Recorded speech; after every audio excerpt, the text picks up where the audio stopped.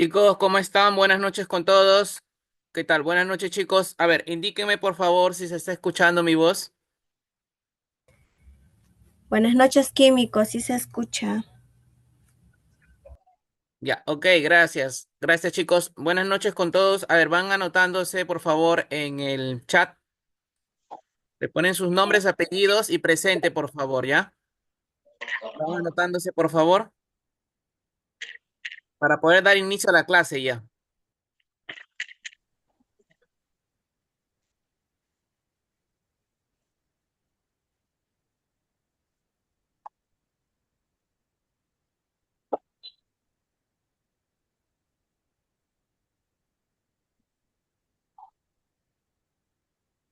Indíquenme por favor si se está compartiendo las diapositivas. A ver, por favor, indíquenme si está compartiendo la Sí, sesión número profesor, 3. buenas noches. Soy la Buenas alumna noches, Cora. docente. Sí, te está Sí, compartiendo, se ve todo químico. claro.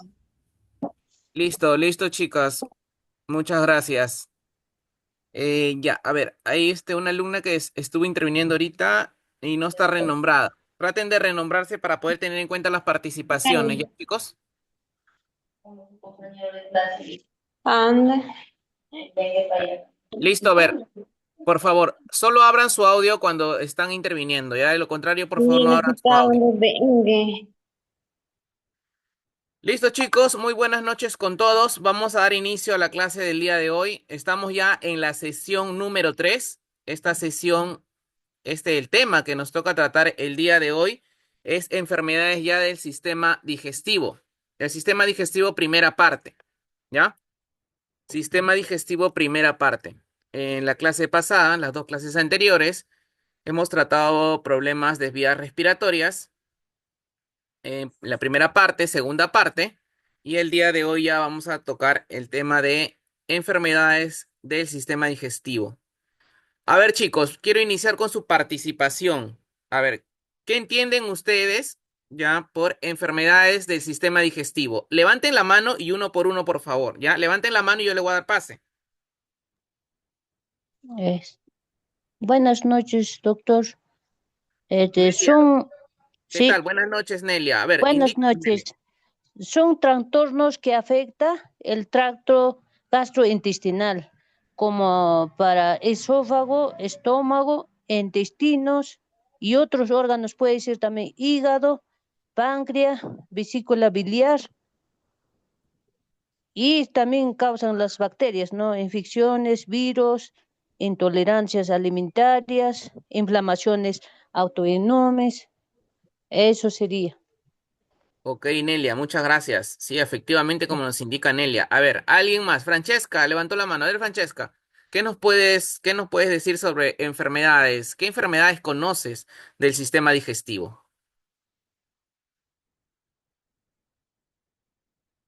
Sí, Francesca, a ver, dinos. Ah, profesor, no le cambié el nombre, disculpe, soy Alina. Ah, ya ve. Oye, qué Alina. A ver, Alina, entonces, a ver, En indícanos, caso de coméntanos. enfermedades son, bueno, hay gastritis, colitis. Bueno, ahora lo que más está abundando o lo que se está viendo en varios pacientes son las gastritis por la bacteria, esta Helicobacter pylori, que la mayoría de la población la tiene, pero yo siento que actualmente como que se ha activado más, ya sea por las defensas, ¿no? O la baja del sistema inmunológico, o también he visto ahora pacientes por lo que es más el trastorno emocional. Creo que está afectando el caso de las emociones, el estrés, incluso, ¿no? Como comenté la vez pasada, el cortisol, que cuando se eleva causa una mayoría de enfermedades, ¿no? En el cuerpo humano. Ok, sí, muy bien, alumna, exacto, ¿no? El HP, el Helicobacter pylori, es uno de los primeros causantes primero, te va a ocasionar una gastritis, que si no lo curas bien, esto puede producir una úlcera, ¿no? Ya vamos a ver más adelante esos temas. Muy bien, alumna. Y el tema emocional también. Dicen que nuestro segundo cerebro es el estómago, ¿no? El estómago es muy delicado. Si uno se estresa, también afecta mucho el sistema digestivo. Entonces tiene mucho que ver. Hay muchas más enfermedades. A ver, Ana. Ana Encarnación, a ver, indícanos. ¿Qué enfermedades conoces del sistema digestivo?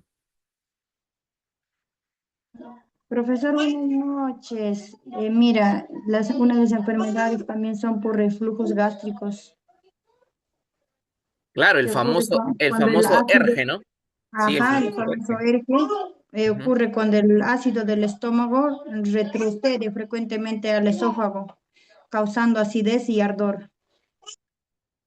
Claro, la famosa pílori, ¿no? O sea, que te empieza la parte inicial del saco estomacal, el pílori, empiezas también a tener una sensación de ardor, malestar, dolor.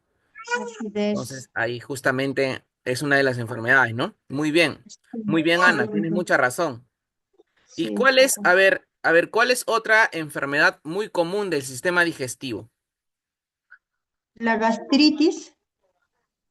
Ok, sí, muy bien. Muy bien, Ajá. A ver, Alicia, ¿cuál es otra enfermedad muy conocida del sistema digestivo? La colitis, La colitis. ¿Qué produce la colitis?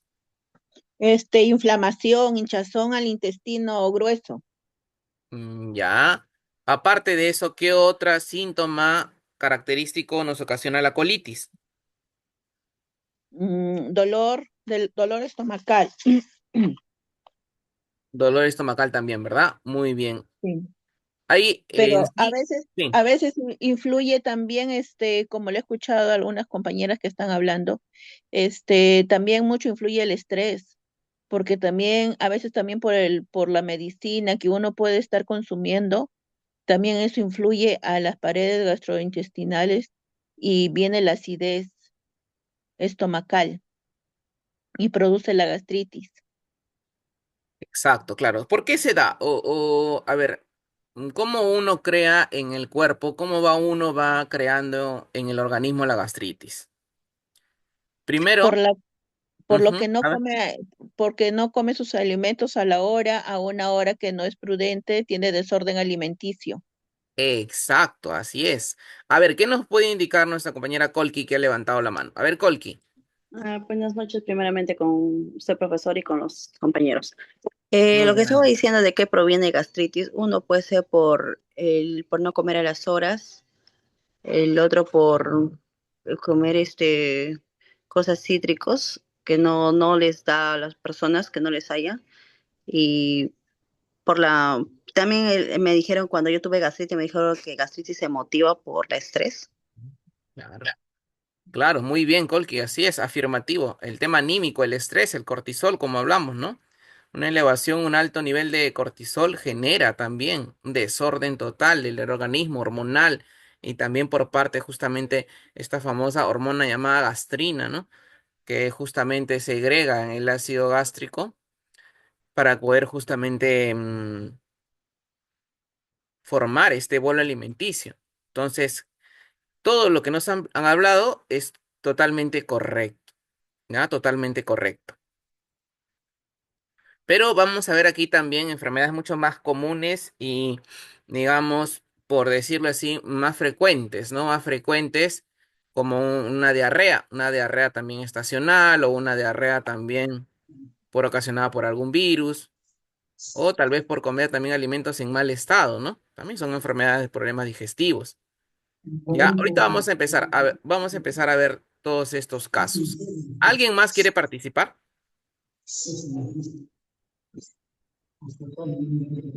Ok, listo, vamos a dar inicio. Entonces, muy bien, muy bien. Lo que me gusta es que el día de hoy han empezado a participar todos. Entonces, todos están enganchados ya con el tema.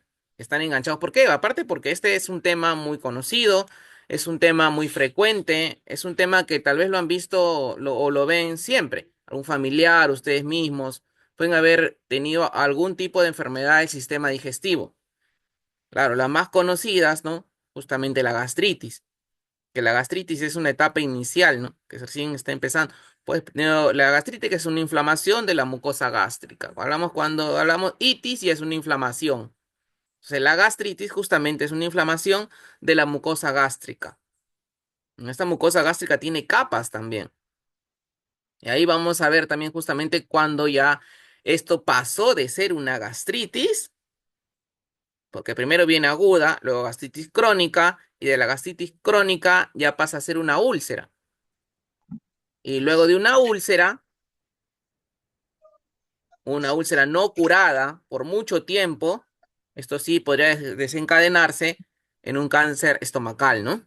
Sí, es lo más común, la verdad. Ya, ok, vamos a continuar. Vamos a continuar. Miren aquí la definición. La definición de lo que es, primero el sistema digestivo o aparato digestivo. A ver, un momento, por favor.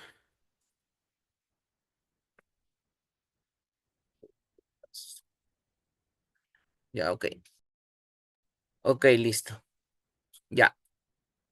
El sistema digestivo o aparato digestivo es un conjunto de órganos encargados del proceso de la digestión, es decir, la transformación de los alimentos para que puedan ser absorbidos y utilizados por las células del organismo. Exacto. O sea, ¿cuál es el fin? ¿Por qué nosotros nos alimentamos?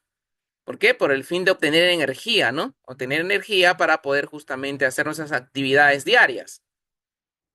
Ahora, que esa dieta de nuestras comidas sea tanto tal vez rica en muchos almidones, muchos azúcares, muchas grasas, muchos ácidos, ¿qué haces cuando justamente el pH estomacal cambia bruscamente?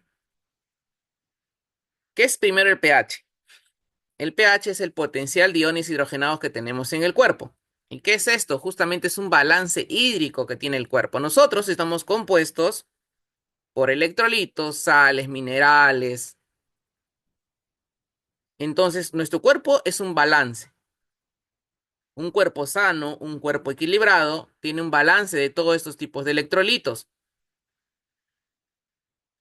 Entonces, el sodio, el potasio son electrolitos fundamentales. Están dentro de los electrolitos fundamentales. Y justamente ya estos, junto a otros más, están incluidos dentro justamente de nuestro pH, nuestro potencial de iones hidrogenados. Por eso nuestro cuerpo debe estar simplemente siempre balanceado. Uno debe comer comidas balanceadas, ¿no? Justamente para que el estómago también pueda trabajar bien. ¿Qué pasa cuando uno está acostumbrado a comer muchas comidas que contengan carbohidratos? Hablo de arroz, papa, y no consumes sopas, no consumes ensaladas, no consumes líquido, no consumes agua. ¿Qué es lo que va a pasar, alumnos? A ver, pero levanten la mano primero, ¿ya? Levanten la mano y luego participan. Ok, Alina, muy bien. Muy bien, Eh, Alina. A ver. Profesor, en el caso de que no consumir frutas, verduras, eso hace que el estómago no consuma fibras, entonces la persona sufre de estreñimiento y también que cause otros daños al tracto digestivo, ¿no? El estreñimiento así se vuelve hasta crónico y muchas veces hasta que lo tienen que inducir con enemas o supositorios para ayudar a que todas las heces puedan, pues, ¿no? Liberarse del cuerpo. Muy bien, Alina, exacto. El no consumo de justamente ensalada, el no consumo de sopas, el no consumo de fibras, ¿qué hace? Hace justamente que nuestro peristaltismo intestinal, al momento que el estómago va a trabajar, que es en la parte final del intestino grueso, donde se van a reabsorber todos los líquidos, no va a haber una buena lubricación. Entonces, el estómago, cuando nosotros no lo veamos, alumnos, el estómago va trabajando. ¿Qué hace el estómago? Va haciendo esto dentro. Ese es el peristaltismo intestinal, el movimiento. ¿Para qué? Para que vaya pasando el bolo alimenticio, luego al final en el intestino grueso el bolo fecal y también vayan yendo absorbiéndose los líquidos. ¿Qué pasa justamente cuando el intestino no encuentra líquido y absorbe hasta lo último que encuentra? Se forma un bolo fecal compacto, duro, y eso ocasiona problemas gástricos, ¿no? Problemas, lógicamente, primero estreñimiento. Y es a raíz del estreñimiento que también puede generar un hemorroides. ¿Por qué? Porque justamente al momento de salir, de hacer fuerza, va a presionar, va a rasgar. Y si eso lo asociamos a que ese paciente tiene tal vez un trabajo donde está mucho tiempo sentado, cerca al calor, esos son más a ser factores agravantes. Factores agravantes. Ahora también puede ser que este paciente también tenga problemas intestinales propios, genéticos. Entonces, eso va a ser un causante también. A ver, quiero su participación, alumnos. ¿Alguno de ustedes en algún momento ha sufrido estreñimiento? Levanten la mano primero, ¿ya? Alicia, muy bien. A ver, Alicia. Sí, profesor. Ok, cuéntanos, ¿debido a qué primero? Antes de que nos digas la parte farmacológica, dinos debido a qué. ¿Qué es lo que pasó? ¿Por qué te estreñiste? Este, bajo consumo de agua y de fruta. Ya, bajo consumo de líquidos, bajo consumo de Sí. frutas. No consumías ensaladas tampoco, me imagino. Ajá. Ok, muy bien, listo. Ya, a ver, luego vamos a seguir contigo, ¿no? A ver, Ana Maribel, a ver. Profesor, buenas noches. Buenas A mí noches. me pasó cuando mi hijo nació, me han hecho cesárea y Ujú. al segundo día, doctor, estaba constreñida, no podía ir al Ah, baño. muy bien, Ana. Justamente, gracias, Ana, por tu participación. A eso quería llegar, miren. Este no es un caso de que la paciente no haya consumido líquidos, no haya consumido sopas, frutas, no. Este es un caso y muy común que pasa posparto o también pasa después de una operación, a raíz justamente de una intervención quirúrgica o en este caso el parto. El paciente es estreñido y es normal, ¿ah? Es normal. Es casi siempre pasa esto después del parto, que el paciente se estriñe. Entonces hay que saber justamente qué es, por qué, el motivo, ¿no? El motivo por qué ha pasado. A ver, ahora Carmen. A ver, Carmen, cuéntanos. A mí me pasó cuando me dieron muchos antibióticos. Ujú. Muy bien, Carmen, ¿tal vez? Sí. Exacto. Acá hay otro caso, ¿no? ¿Ha consumido Y yo, muchos fármacos? Sí, dígame, dígame. sí, primero me dieron por 7 días, luego me dieron 14, bastantes Ujú, antibióticos. Y, ay, no, y yo le dije al doctor, le digo, se me está estreñiendo y como que había rasgos de sangre. ujú, ok. El doctor me dijo que no, no es por eso. ¿Que te dijo que no era por los fármacos? ¿Así te dijo el doctor?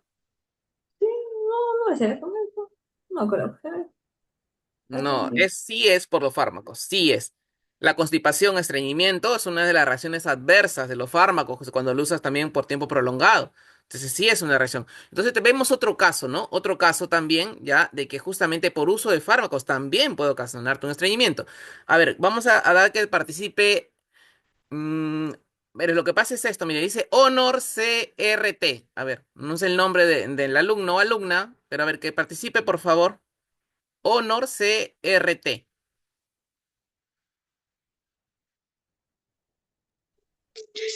El licenciado, buenas noches. También te extriñes cuando uno está embarazada, así como ya me antecedieron las compañeras en el embarazo, después de la cesárea, posparto y también, ¿no? Por el consumo de los alimentos que son, ¿no? Las frutas, las ensaladas. Lo que recomiendan los doctores son también, ¿no? Los lactosa, pitahayas, así, ¿no? Y también te regulan. Bueno, a mí me pasó en el embarazo y en la cesárea, ¿no? También. Eso sería mi comentario, Ok, licenciado. ok, gracias, gracias. Voy a pedirte por favor de que te renombres ya para poder saber tu nombre y poder calificarte. Estás participando y necesitas una calificación. Muy bien, sí, exacto, tienen mucha Eh, razón. Sí, dime. Marina, licenciado. Quispe Marina, ok. Cutipa. Ok, Quispe Cutipa. Muy bien, Marina.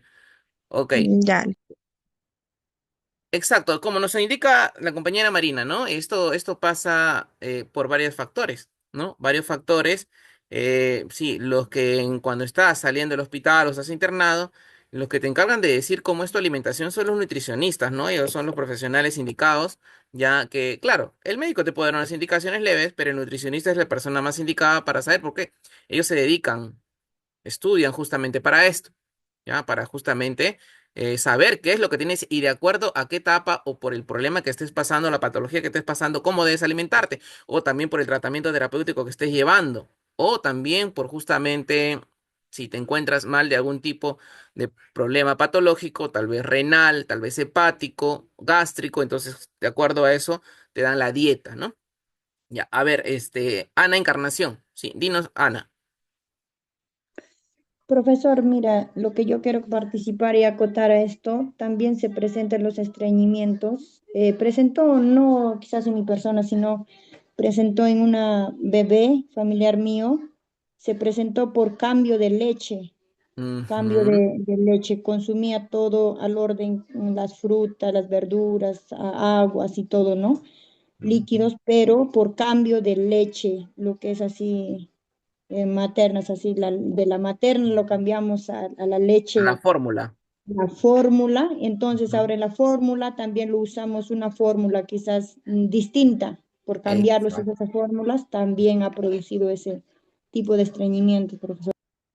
Ok, excelente, Ana. Ven, por qué yo siempre insisto en que todos participen, porque vamos todos escuchando y aprendiendo justamente de qué parámetros puede ocasionar este tipo de problema, ¿ya? Este tipo de enfermedad. Ven cómo van saliendo justamente los comentarios, las experiencias, las ideas, y sí, es real. Es real, cuando cambias justamente de leche materna a fórmula o de una fórmula a otra fórmula, en el caso de los bebés, ocasiona un estreñimiento también. Entonces, eso puede ser ocasionado justamente también, ¿por qué? Porque la flora intestinal del niño se acostumbra. Y la flora intestinal no solo de los niños, también de adultos, pero más sensible la de los niños que justamente recién están consumiendo estos tipos de alimentos. Entonces, el cambio genera también una resistencia y justamente genera un estreñimiento, ¿ya? Muy bien, Ana. Ahora, Carola, a ver, Carola, Profesor, buenas noches. ¿qué También tal? quería Buenas noches. acotar que también se hace también cuando es el consumo de hierro. Exacto, muy bien. Muy bien, el consumo de hierro ocasiona estreñimiento. Es más, si el consumo de hierro cuando no lo consumes con cítricos, más aún todavía. Por eso es que los cítricos, para su mejor absorción y para que justamente no ocasione estos problemas de estreñimiento, ya bueno, se sugiere que se tome con abundante líquido y con un cítrico. Ya con un cítrico es lo ideal, para que se absorba mejor y para que no ocasione estreñimientos. ¿Ya? A ver, ahora sigue Alicia. A ver, Alicia.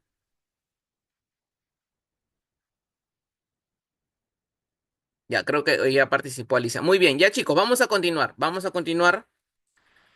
Realmente miren aquí.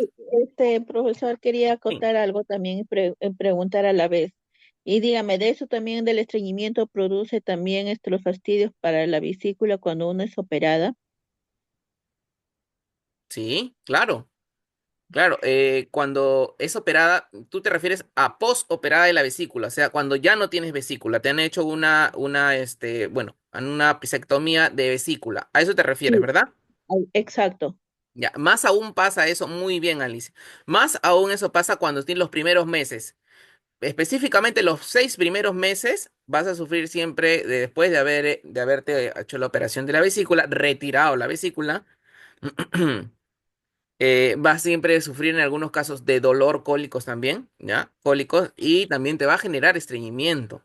Es muy frecuente, inclusive no solo estreñimientos, hasta te puede ocasionar hemorroides justamente por el tema de que tu cuerpo está asimilando, su cuerpo se está acomodando a no tener justamente ayuda, este factor que es la vesícula. La vesícula tiene su función también. Al no tenerlo, el páncreas trabaja más, trabaja doble. Hace el trabajo, pero no hace el trabajo, el mismo trabajo que hace la vesícula. Y por eso es que las pacientes que no tienen vesícula, al momento que consumen muchas grasas en abundancia, ¿qué va a pasar? Justamente le va a llamar a que vayan al baño y justamente al momento, si ustedes se van a percatar o van a ver grasa en sus heces. ¿Por qué? Porque ya no tienen este órgano que ayuda a justamente a metabolizar las grasas. ¿Ya? Ok, muy bien, Alina. Vamos a continuar. Alicia era, ¿no? Alicia, ¿verdad? Sí, Profesor, profesor. yo te había preguntado. Profesor, también, por ejemplo, en mi Dime, Alina, caso, dime. En mi caso, yo nunca sufrí estreñimiento, pero ya, bueno, ya cumplió 46 años y me empecé a estreñir y cuando fui a hacerme un chequeo me dijeron que era por un trastorno hormonal, porque ya supuestamente ya pasé los 40 y estamos entrando a una etapa que se llama la perimenopausia y que nos causaba este trastorno que era el colon irritable. Exacto, muy bien, Alina. Sí, ven cómo van saliendo justamente las ideas exactos. Sí, a veces en la premenopausia en sí, el periodo menopáusico en la mujer ya es un periodo largo, ¿ah? Más o menos hasta puede durar 5 años, 3 a 5 años, entre premenopausia, menopausia en sí y posmenopausia, ¿ya? Entonces puede, justamente, ¿qué es lo que se ocasiona en la premenopausia o menopausia? Que se cese o se deje de producir las hormonas femeninas o se produzca pero en menos cantidad. Entonces, ¿qué pasa? Todas estas hormonas tienen una función en nuestro organismo. Las hormonas son justamente agentes químicos, biológicos, que van a hacer que nuestro cuerpo funcione. Funcionan a veces como activadores y al no haber, va a generar un problema, ¿no? Va a generar un problema lógicamente. ¿Ya? Muy bien, listo. Vamos a continuar, chicos, vamos a continuar. Profesor, Sí, dime, Alicia.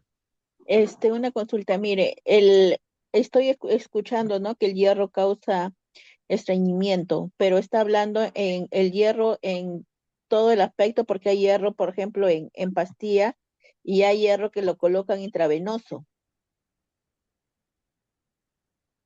¿También los dos causan lo mismo el estreñimiento o más son las pastillas o jarabe? Ok, listo. Alicia, ¿verdad? Alicia, ¿no? Sí, profesor. Muy bien, Alicia. Muy buena pregunta y a la vez para que sus compañeros también sepan, ¿no? Lo que pasa es que esto ocasiona el hierro que es ingerido de vía oral. ¿Qué pasa? Este hierro, justamente por eso vamos a ver, o ya también hemos visto, y con los alumnos que no lo han visto, bueno, no se preocupe, vamos a ver lo que es farmacocinética, farmacodinamia, ¿ya? Entonces vamos a ver que cuando se transmite vía oral, esto va a pasar por la boca, vía oral, y esto va a metabolizarse en el sistema digestivo. Entonces, justamente es ahí donde va a ocasionar el problema. Y si es esto administrado por vía parenteral, quiere decir por vía endovenosa, pues va a ir directo, ¿no? Va a ir directo a la sangre. Y en ese caso, pues no va a ocasionar un estreñimiento, porque no va a pasar por la parte intestinal. Entonces, justamente hay que aclararlo, ¿no? Y muy bien la aclaración. Y para que puedan ustedes también saber, ¿no? A ver, Ana Encarnación, ¿quieres participar? Profesor, mira, y eso para poder usarlo también sería en pediátrico, la endovenosa, porque también hay niños que sufren de anemia ya en su corta edad. Entonces, ¿habría la posibilidad que se use también endovenosa? Ok, Ana, muy buena pregunta. Bueno, en el caso de los niños, si el médico pediatra lo requiere porque su hemoglobina es muy baja, hablamos menos de 6 o menos de 5, lo puede realizar en caso el médico lo requiera o el médico lo mande. Lo más probable que si el niño tiene un 9, 10 de hemoglobina, o sea, su hemoglobina es baja, ya se encuentra anémico, le va a mandar cosas nutricionales. No, tal vez no le va a mandar solo que consuma vía oral, ¿ya? Sino también que de forma natural, la sangrecita, tal vez un caldo de cuy, cosas naturales que le van a generar al niño hierro. Básicamente que cambie su alimentación. Eso es lo que va a hacer, ya que si el niño se encuentra su vida en riesgo y se encuentra debajo de los valores normales, pero muy debajo de los valores normales, hablamos de 5 o 6 de hemoglobina, ahí sí va a requerir justamente una transfusión o que le coloquen hierro, ¿no? Sí, sí se puede dar, siempre y cuando el pediatra lo recomiende, el pediatra lo recete, ¿ya? Ya, profesor. Ok, listo. Alicia, a ver, Alicia, dinos. Le doy una experiencia a este profesor. Yo hace 2 años también estuve con hemoglobina baja, estuve con 5.2 de Mm, hemoglobina, pero eso fue porque tengo miomas, ujú. entonces eso me causa que mis periodos sean abundantes. Ujú, Entonces, cuando me fui para operarme, me hicieron todo el riesgo quirúrgico. Entonces, ahí recién supe que estaba con esa hemoglobina, con esa cantidad. Entonces, ahí tuvieron que colocarme hierro intravenoso para subirlo ujú. y lo subí paulatinamente. Me llegaron a operar por primera vez de los miomas, pero pasando el tiempo me volvió a salir los miomas y también me fui y de nuevo estaba bajo con la hemoglobina, estaba con 5,4 y volvieron a lo mismo, a hacerme el hierro intravenoso y bueno, ya ha pasado porque el malestar era muy, muy intenso, los dolores y como que ya con el tratamiento me calmó y ya pues ha hecho el doctor de que ya una vez cuando me suspenda el periodo, ya esos miomas se van reduciendo Exacto, porque así no es. tienen de qué alimentarse. Exacto. Entonces, hasta ahora estoy sintiendo esas molestias, pero yo ya no quiero irme a operar porque ya sería una operación por segunda vez. Y estoy esperando nada más que ojalá ya se me retire porque de vez en cuando me vienen las molestias fuertes. Muy bien, muy bien. Gracias por tu experiencia, Alicia. ¿Qué edad tienes, Alicia? 49. Oh, y aún sigues con el periodo. Mira, Sí, hay algunas personas que antes de los 40 o a los 40 en sí ya empiezan ya con su periodo premenopáusico y se le empieza a cortar la regla, ¿no? Es el periodo. Entonces, bueno, sí, ¿no? Tratamiento, bastante buena alimentación y a esperar, pero si el problema sigue siendo muy fuerte, el malestar, bueno, sí tendrías que ir a acudir nuevamente para que te puedan ver. Trata de siempre de consumir tu alimentación sea siempre rica en hierro, bastante rica en hierro. Trata de hacerlo ¿para qué? Para que tu hemoglobina no esté siempre baja, porque también ese es un problema, hay que tener mucho cuidado con eso, ¿ya? ya profesor, gracias. Ok, listo. A ver, Alina, ¿quieres acotar algo para Sí, continuar, por favor? profesor. A ver, Justo dime, Alina. escuchando a mi compañera que hablaba de los miomas, bueno, a mí también me operaron como hace 7 años de los miomas, pero acordando, a mi mamá también le habían operado que le salió en el útero, que a ella sí le tuvieron que extirpar parte del útero, no creo que le dejaron el cuello del útero, pero nos dijeron que a raíz de, como le comenté, era un trastorno hormonal, los hicieron un despistaje de la T3, T4 y la TSH y nos dijeron que teníamos hipotiroidismo Ujú. y que esa era la causa principal que te salgan miomas. Y por eso no sé, bueno, en mi caso sí me operaron también, pero felizmente a mí me salió fuera del útero y me lo sacaron. Y siempre tengo que hacerme mi control de la tiroides para que no me vuelva a salir justamente los miomas.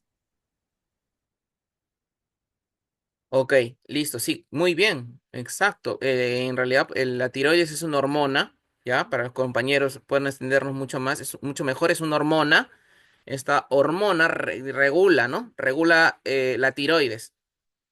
Ya en este caso, bueno, me imagino que tu tratamiento para tiroides aún lo sigues llevando, porque la persona que sufre de tiroides va a consumir ese medicamento toda la vida, ¿verdad? Le comento que cuando me enfermé de la gastritis, justo este tema me interesa mucho porque me enfermé de la gastritis a raíz de lo que le comenté hace rato de que me empecé a estreñir y me mandaron a hacer todo un examen hormonal y me dijeron que se me había bajado los estrógenos, no mucho, pero que hacía este tipo de alteración en mi edad, ¿no? Como le comenté que tenía 46 años y estábamos entrando a la premenopausia. Entonces me hicieron esto y me enfermé de la gastritis y me suspendieron el tratamiento de la tiroides porque ya estaba tomando muchos antibióticos para la gastritis y no me dijeron que lo suspenda por un tiempo. Y ya tengo que volver a hacer mi control ahora de nuevo porque yo estaba Claro. tomando la levotiroxina, el Levotirax, perdón, la mitad de la tabletita de 75 gramos, creo. Que tiene Ah, ok. razón, eso no se puede suspender porque es de toda la vida, pero por el tema de la gastritis, como ya me dan muchos medicamentos, lo suspendieron. Ok, Alina, muy bien, gracias por tu participación, Alina. Exacto. El tema, tienes que hacerte ver, tienes que hacerte tus análisis, tu prueba nuevamente T3, T4, a ver cómo están y de acuerdo a eso ya seguir tomando tu medicamento. Es muy importante que tengas nivelado tu tiroides porque si no, esto te va a arrastrar otros síntomas también. Sueño, cansancio, pesadez.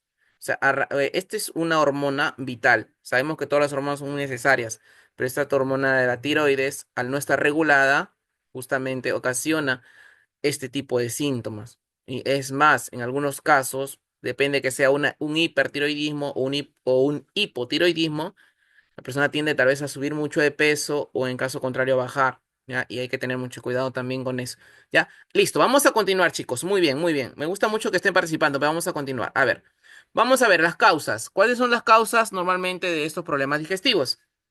De esas enfermedades gastrointestinales.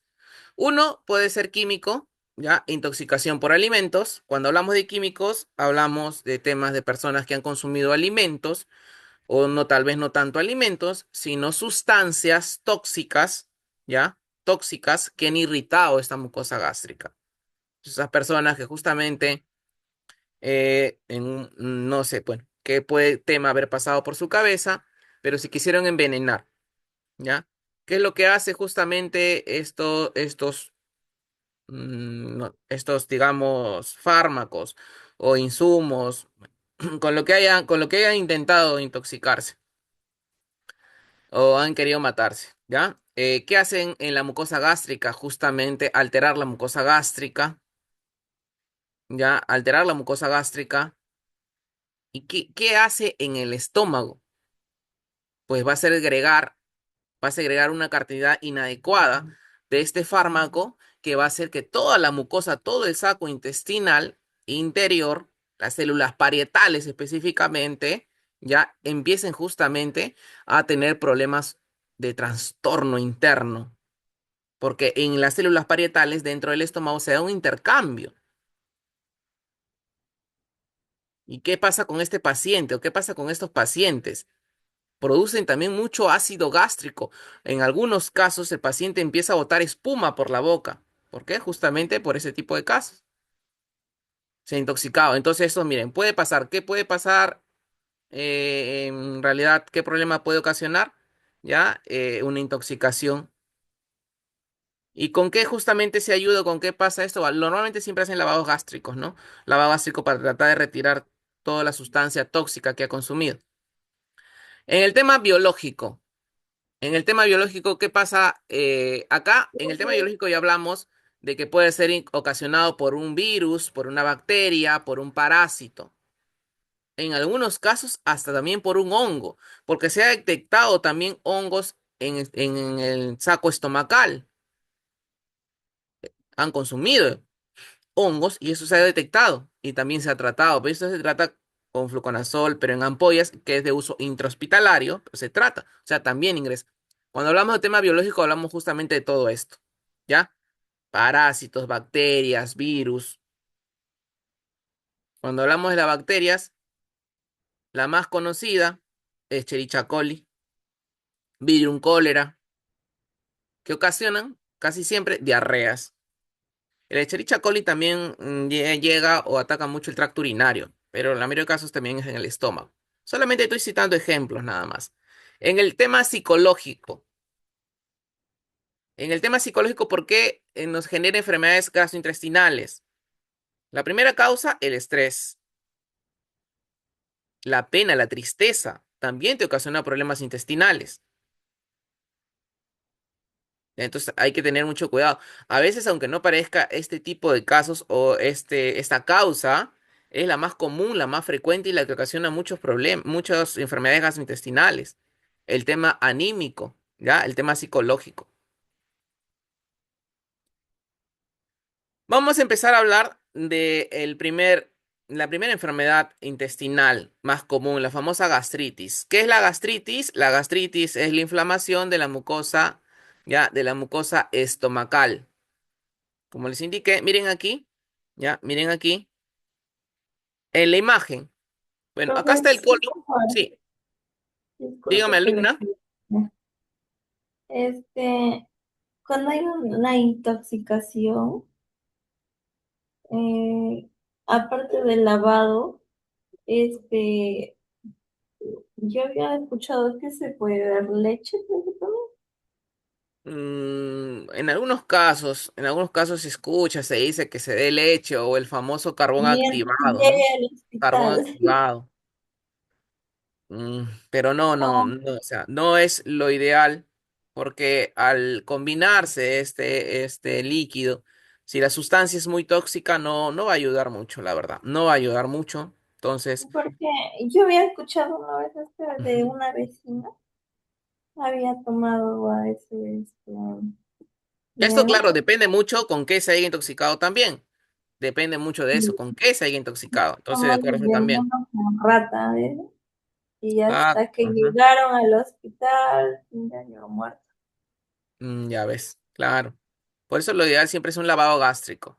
Antes de eso, tal vez, si lo ven en el momento, depende qué sustancia se haya consumido, el carbón activado también, ya no se utiliza mucho, pero también es un tratamiento, o sea, es un contrarrestante, un antídoto, pero más que nada el lavado gástrico es lo que ayuda, digamos, tiene una mejor acción, ¿no? Realizar un lavado gástrico, ¿ya?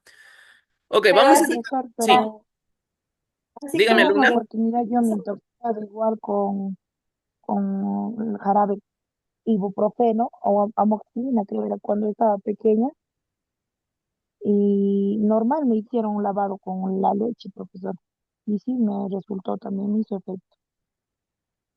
Ya, pero ¿qué te ocasionó el ibuprofeno? ¿Una intoxicación?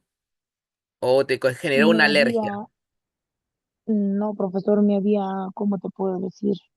¿Qué síntomas tenías? Me había total somnolencia. Ya. Y el vómito, después de la leche sí ya empecé a vomitar. Pero lo que es el jarabe me había producido somnolencia y ya estaba perdiendo así como el conocimiento así. Ya, mira, más que un tema de intoxicación, yo creo que este ha generado tal vez una alergia. Sabemos que las reacciones adversas son muy distintas. Una de esas puede ser también sueño, somnolencia, y lo hemos visto en las reacciones adversas, ¿ya? Que no es una alergia, que sí puede ser una reacción adversa al medicamento. Justamente de eso ve mucho la parte de la farmacia clínica, de ver los signos, síntomas, las reacciones, el seguimiento farmacoterapéutico que se le da al paciente luego de consumir un fármaco. Porque una cosa es una reacción adversa, otra cosa muy distinta es una alergia, ¿ya? Y otra muy distinta es que se haya intoxicado, ¿ya? Entonces hay que justamente también saber, bueno, separarlo, ¿no? Sino que te estoy indicando de qué se encarga justamente esto, la farmacia clínica. En tu caso, lo que más me parece a mí es que es una reacción adversa, ¿ya? Es una reacción adversa. Para llamarlo intoxicación, ya intoxicación por un alimento, lo más probable es que hayas tenido que tener algún síntoma, un signo clínico. Entonces ahí es distinto, ¿ya? Muy buena tu acotación, igual alumna. Alicia, a ver, dinos, Alicia. Profesor, yo también pasé algo así, pero lo mío lo sentí más complicado porque, bueno, yo sufro de fibromialgia, Ujú. entonces yo estaba teniendo muchos dolores de cabeza intensos y me fui al doctor y me recetaron Caditar de Ujú. 200 miligramos, que es la Celecoxib. Exacto, sí. Ya, entonces me estaban dando de 200. Entonces, como se estaba complicando mi dolor, lo sentía, todavía no me calmaba, me aumentaron la dosis a la Celecoxib de 400. Pero ¿qué me generó eso? Ni bien la tomé, me generó a estar vomitando. Ujú. Vomité como 12 veces así seguidas, no paraba o sea, era que me sentaba y era que me llamaba y mismo arrojar, arrojar, arrojar y arrojar. Se me hinchó mi pabellón de mi oído, me picaba mi cabeza, mi cara se me volvía así rojiza Ujú. y también parte de mi cuerpo. Ah, ok. Muy bien, ¿ya ves? Ya, este es un claro ejemplo justamente de una reacción adversa, ya asociada a una alergia que te haya dado por el consumo del medicamento, ya. no lo podemos llamar intoxicación, ¿ya? Porque, digamos, no es una sustancia tóxica, pero sí es una sustancia que ha generado una reacción en tu organismo, una reacción adversa. Y más aún todavía si te ha generado vómitos, ¿no? El vómito es una reacción adversa muy común. Ahora, la inflamación o la coloración rojiza de la cara o también el pabellón auricular es también justamente una reacción, una RAN, una reacción adversa medicamentosa. Pero ¿es la primera vez que te ocasionaba tomando este fármaco o nunca habías tomado Sí. este fármaco? No, nunca había tomado, Ujú. pero yo compraba así la medicina y nunca me hacía nada. Y esto ¿El sí fue Celecoxib? que, sí, el Celecoxib de 200 yo lo he estado tomando normal. Todo Ya. fue de que me subieron la dosis, ahí fue. Y Ahí tan empezaron solo los la problemas. tomé. Sí, tan solo la tomé y a los minutos nomás empecé a vomitar y no paraba, no paraba Ah, ok, ya de ves. vomitar. Claro, justamente, si esto hubiera ocasionado una intoxicación desde la primera toma, ¿no? Lógicamente, es una reacción adversa al medicamento. En este caso, justamente es ya por la dosificación, que no está mala. De 400 lo puedes tomar. Un adulto puede tomar de 400 cuando tiene un dolor intenso o necesita tal vez un relajante muscular, porque este ayuda, el letrozole junto con la familia de los celecoxib, que hemos visto son unos inhibidores selectivos, ¿no? Selectivos de la ciclooxigenasa 2. Entonces, esto ayuda en este caso, en el dolor y la inflamación también.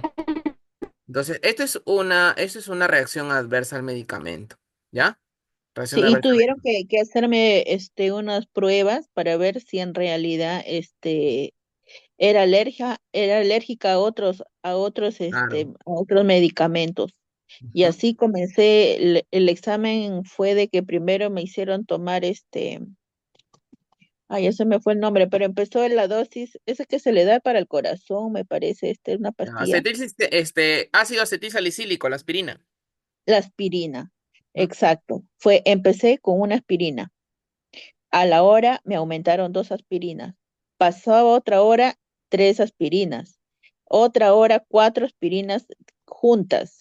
Y hacia la quinta hora tuve que tomar las 5 aspirinas juntas, pero sí me tuve que estar en el hospital para ver mi reacción, qué es lo que me iba a causar, porque no sabía. Pero no, no salió nada, no me causó nada. Ujú. Y mira que estamos hablando todos de AINES, ¿ah? Sino que Sí, hablamos de justamente la aspirina o el ácido acetil salicílico. Justamente su nombre lo dice, ¿no? Ácido. Y hablamos de no ácidos, ya, o inhibidores, ya que son justamente, pero también forma parte de los AINES, este caso de los inhibidores de la ciclooxigenasa 2, en el caso es el ecoxid o el etrecoxid, todos son AINES, pero mira que unos sí te ocasionan una reacción alérgica, una reacción adversa medicamentosa, y el otro pues no, ¿no? Entonces, el organismo es indistinto, o sea, cada organismo es distinto, eso tienen que tenerlo muy claro. Por eso es que justamente también cuando van a una botica y dicen, no, esto me hizo bien a mí, entonces le mandan a otra persona, mira, tienes los síntomas, toma también esto, te va a pasar y no le hace efecto a esa persona, es que el organismo de cada persona es distinto. Eso hay que tenerlo muy claro, ¿ya? Ya, chicos, a ver, vamos a continuar, ¿ya? Alina, a ver, Alina, ¿qué nos quieres indicar? Fue una consulta, regresando a las causas de los trastornos digestivos. Usted dijo que había en biológico los hongos. También he escuchado que la cándida también afecta al intestino en el tracto digestivo y causa también todos estos malestares. Claro, la cándida, sí, la cándida albicans, justamente la cándida también que se asimila mucho o se escucha mucho en problemas de hongos vaginales, ya también se puede alojar en el sistema digestivo. Sí, también, y también se trata también. Y se trata también con el fluconazol en algunos casos o con el tinidazol también. Ahí vamos a ver ya. Para no adelantarnos mucho, vamos a ver cuando vemos el módulo de farmacología antimicrobiana, ahí vamos a ver todo eso. ¿Ya? Ok, vamos a continuar, chicos, vamos a continuar. A ver, estamos ahorita con la primera enfermedad que estamos viendo es la gastritis, una de las enfermedades comunes, ya que se da justamente por la inflamación de la mucosa o el saco estomacal. Ya, y el agente causal en la mayoría de casos de una gastritis es el Helicobacter pylori o HP, como le llaman. entonces justamente este va a ocasionar. Y vemos, hay que ser claros, indicarle que todos tenemos esta bacteria en nuestro organismo, todos, ¿ya? Todos. Sino que, ¿qué hacen o cómo prueban que esta bacteria está ocasionando esto en tu cuerpo? Justamente hacen, ¿no? La llamada prueba de, ay, Dios, ya, se me fue el nombre. Ya, pero hacen una prueba. A ver, Alina, si recuerdas el nombre. ¿El test de aliento o una Mm, endoscopía en caso de que el exacto, gastro te mande una endoscopía y le hacen una exacto, biopsia? exacto. La endoscopía primero. Muy bien, Alina, muy bien. El test de aliento, no mucho porque no es muy preciso, pero la endoscopía sí. Sea una endoscopía, vamos a ser claros, endoscopía por la boca o colonoscopía, que es por el colon, ¿ya? En la mayoría de casos, cuando quieren ver Helicobacter pylori, van a hacer una endoscopía por la boca porque quieren llegar al saco estomacal, ¿ya? A ver, Janet, pues, ¿deseas consultar algo?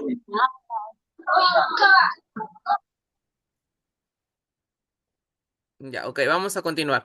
Entonces, justamente es la prueba que se realiza para poder ver este Helicobacter pylori, la endoscopía, ¿ya? Así se va a determinar. Ahora, eso es para determinar qué grado se encuentra en la gastritis. Luego ya de determinar ya esta bacteria. Ah, ya, pero vamos al tema de por qué, si todos los tenemos en nuestro cuerpo, ¿cómo lo detectamos? ¿Cómo esto digamos, se activa? ¿Con qué creen ustedes que activan esta liberación ya de este Helicobacter pylori, de esta bacteria?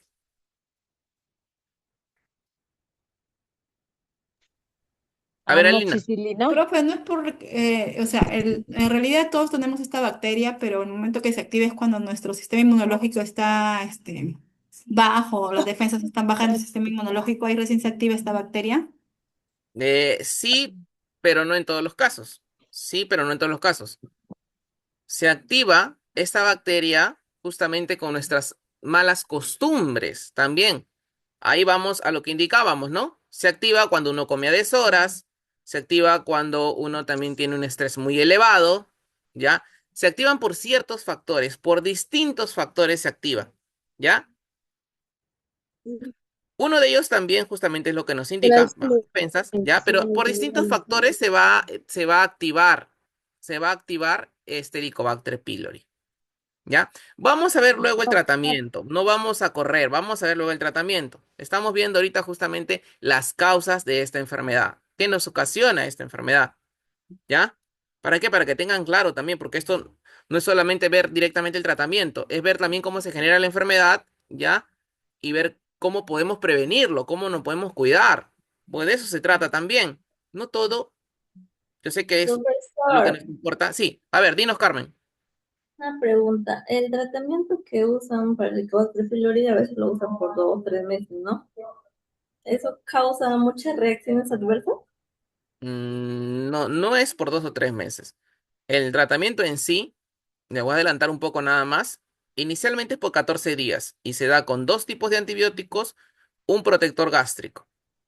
¿Ya? Así se da, ¿ya? Y vamos a ver el tratamiento luego. Luego vamos a ver el tratamiento, ¿ya? Ahora, si el médico requiere,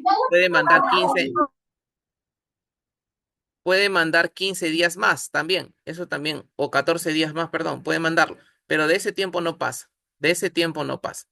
¿Ya? Mi mamá le mandaron de frente 1 mes. Al mes se volvió a echar, vuelta, le mandaron otro mes más. Ese tratamiento de frente a un mes, muy pocas veces. Depende del gastroenterólogo que le haya tratado, pero normalmente siempre mandan 14 días, ¿ya? A ver, dinos, Alina. Yo creo que tal vez la compañera sí le mandaron 1 mes, pero cuando hizo o sea, el primer tratamiento, te mandan uno, no me acuerdo ahorita el medicamento específico del Helicobacter pylori, pero creo que cuando no funcionó en esos 14 días, te vuelven a mandar para que sigan le cambian la medicación para que continúe y tratar de acabar con la bacteria. Y también creo que mandan antiácidos, si no me equivoco. Ok, muy bien. Gracias, Alina, por tu acotación. El primero sí o sí va a ser 15 días. Si el médico lo requiere, te va a mandar 15 o 14 días más, ¿ya? Pero nunca, nunca, justamente por eso hay un pack también de estos medicamentos, ¿ya? Que vienen justamente para 14 días, que es 2 semanas, ¿ya? Ahora, sí, también el tratamiento, ¿ya? También el tratamiento va, digamos, ayudado por un antiácido. Bien, puede ser el subsalicilato y bismuto. Recuérdense los nombres genéricos, ¿ah? Acá no me hablamos de nombres de marca, hablamos de nombres genéricos. O magaldrato más simeticona, ¿ya? O sucralfato. En su defecto, sucralfato. Según lo que ve el gastroenterólogo, según los síntomas que tenga el paciente, ¿ya? Todos ellos son antiácidos, pero actúan de maneras distintas, ¿ya? El tratamiento farmacológico vamos a dejarlo para luego porque ahí nos vamos a enfocar netamente en tratamiento farmacológico. Ahorita estamos viendo la parte clínica, ¿ya? La parte clínica, la sintomatología. Ya, ahora vamos a ver colitis. Colitis es la hinchazón o inflamación del intestino grueso, o sea, la parte final del intestino grueso, específicamente el colon, que puede ser por infecciones como las causadas por los virus, o también por parásitos, o también por intoxicaciones, debido también a una bacteria, ¿no? A una bacteria, ¿ya? A ver, dinos, Alicia. Profesor, aquí me quedó como una duda cuando dice de la bacteria Helicobacter pylori, que solamente, o sea, se activa solamente por las malas costumbres, el desorden alimenticio y el estrés. ¿Son las únicas causas o hay otras? Son las causas más frecuentes, son las causas más comunes, ¿ya? Pero también se puede dar debido a raíz de otra enfermedad también, ¿ya? A raíz de otra enfermedad. ¿Qué quiere decir? Me da una enfermedad hepática, ¿ya? Y a raíz de eso puedo generar un Helicobacter pylori, sí, también, ¿ya? O también tengo un problema tal vez en la vesícula y tal vez a raíz del problema en la vesícula, que no está trabajando con la manera normal, ¿puedo generar un problema de Helicobacter? Sí, también. Pero siempre va a ser problemas asociados al sistema, a problemas digestivos. ¿Ya? Va a ser así casi siempre. Casi siempre. ¿Ya? ¿O tienes tú algún caso que hayas visto de otra manera, Alicia? De- mm, no, profesor, lo que pasa es que como yo le comenté, estoy con algunas enfermedades. Ujú.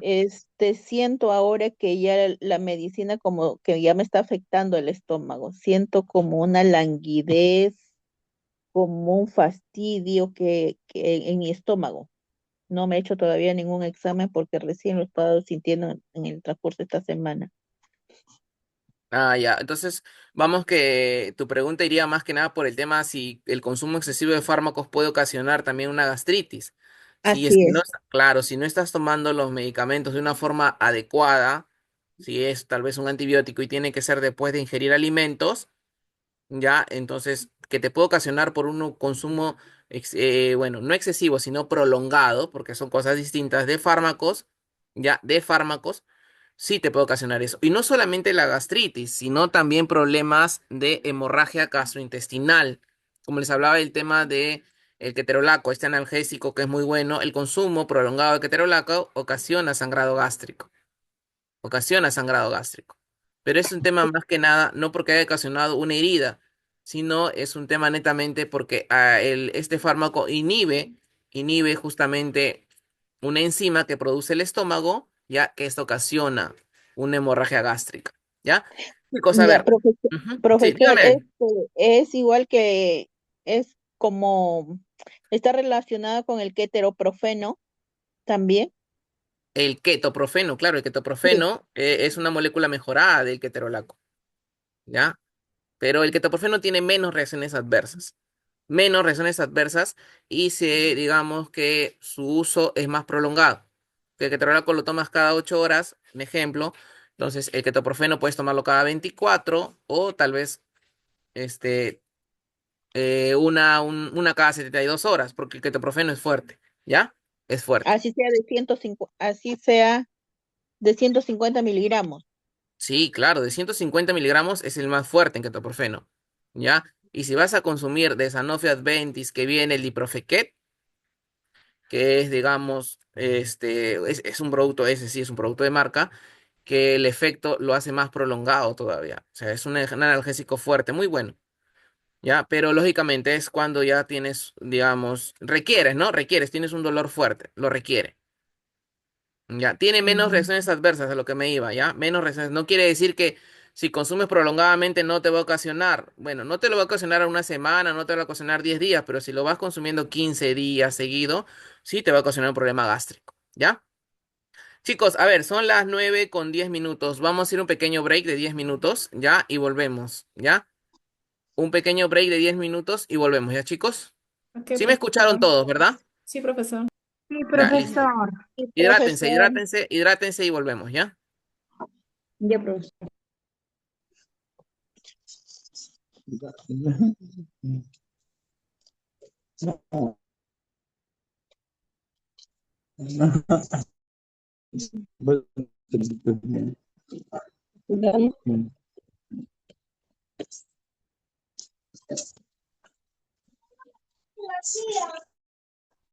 No, hija, grande, eso no es.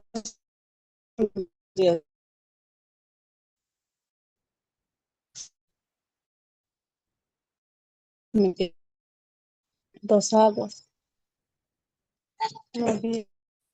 Hoy es chiquito.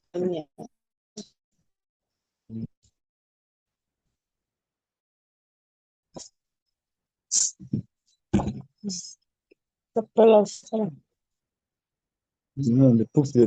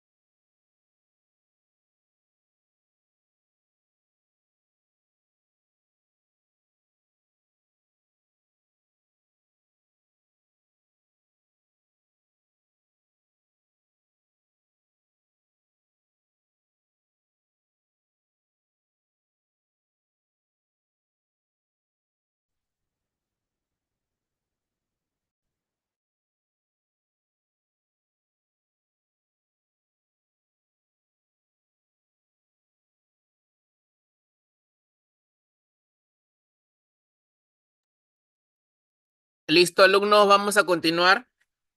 Vamos a continuar, a ver. Vamos a continuar porque no hemos avanzado mucho, la verdad. Tenemos que seguir avanzando. Ya, a ver, indíqueme, ¿todos me escuchan? Sí, profesor. Ya, listo, listo, vamos a avanzar. Sí, A ver, profesor. estamos viendo justamente una de Sí, las profesor. enfermedades que están... ¿Sí? ¿Me escuchan? Sí, profesor, escuchamos. Ya, ok, listo. Vamos a ver justamente lo que estábamos hablando al inicio, ¿no? Una de las enfermedades más comunes, el estreñimiento. ¿Qué es el estreñimiento? Es la dificultad para evacuar, que puede ser por problemas de estrés o también de una mala alimentación o de todo lo que hemos venido hablando también, ¿no? O sea, el estreñimiento no solo se basa en esto, sino ya hemos visto que el estrés se puede dar por distintas causas, ¿ya? Hemos hablado justamente al inicio de qué ocasiona un estreñimiento. Ahora lo contrario, la diarrea, el aumento de la frecuencia de deposiciones por más de 3 veces al día, ¿no? Estaba acompañada justamente de una disminución de la consistencia. ¿Qué quiere decir? Que son líquidos, ¿no? Son heces líquidas, ¿ya? ¿Cuál es otra de las enfermedades más comunes? Ya más comunes también del sistema digestivo. La famosa pirosis, ¿no? Lo que le indicaba yo. La famosa pirosis, que es la acidez, la sensación de ardor o quemazón generalmente localizada en la zona alta. O sea, en la zona alta, digamos, en la zona, en el inicio, ya, en el inicio del saco estomacal o la zona, lógicamente, subyacente. ¿Qué lo puedes sentir o la sensación que se va a dar justamente es en la parte del tórax, un ardor, ¿no? La pirosis. Ahora, esto también, ¿por qué puede ser ocasionada esta pirosis? Hay personas que suelen comer muy rápido, ¿ya? Y vamos a ver, ahorita también vamos a ver más adelante. Dice los tíos, se los reclama. Cuidado, es mi pulso, escape. A ver, hay que tener mucho cuidado con el audio, por favor, chicos, ¿ya? A ver, comen muy rápido, estos alimentos no completan a formar el bolo alimenticio, no llegan al estómago, ¿ya? Y se tienden a acumular. ¿Y qué hace el estómago? El estómago es tan sensacional que se empieza a liberar el ácido gástrico estomacal. Pero este ácido gástrico ya no solo va a actuar en la zona del estómago, porque el saco estomacal está especializado, tiene esas células que van a soportar este tipo de acidez. Pero ¿qué pasa si ese ácido gástrico ya viaja a través del intestino? Va a viajar y se va a ir a en la zona alta del estómago, a la zona alta del estómago. Esta zona ya no es una zona específica para mantener alimentos y no tiene esa cavidad o no tiene las paredes específicas ya para soportar justamente este ácido gástrico. Entonces, ¿qué pasa?